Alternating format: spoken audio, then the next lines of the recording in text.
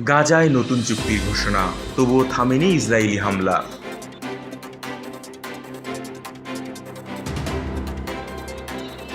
গাজায় যুদ্ধবিরতির ৩০৫তম দিনেও সহিংসতা অব্যাহত রয়েছে। বিভিন্ন প্রতিবেদনে বলা হয়েছে, গত সপ্তাহেও ইসরায়েলি হামলায় বহু ফিলিস্তিনি নিহত হয়েছেন।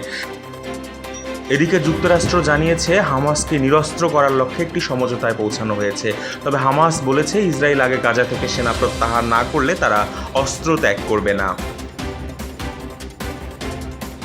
পরিকল্পনা অনুযায়ী যুক্তরাষ্ট্রের নেতৃত্বে একটি আন্তর্জাতিক বাহিনী পুরো প্রক্রিয়া তদারকি করবে, যদিও এ বিষয়ে ইসরায়েল এখনও আনুষ্ঠানিক সম্মতি দেয়নি। অন্যদিকে গাজায় খাদ্য, ঔষধ ও আশ্রয়ের সংকট আগের মতোই তীব্র। স্থানীয় সূত্র জানায়, সাম্প্রতিক হামলায় আবারও বহু পরিবার বাস্তুচ্যুত হয়েছে এবং মানবিক পরিস্থিতি আরও অবনতির দিকে যাচ্ছে। গাজা পরিস্থিতি নিয়ে আন্তর্জাতিক মহলে কূটনৈতিক তৎপরতা চললেও সাধারণ মানুষের দুর্ভোগ এখনও কমেনি। ডেস্ক রিপোর্ট, মামুন মিয়া, ISJ নিউজ।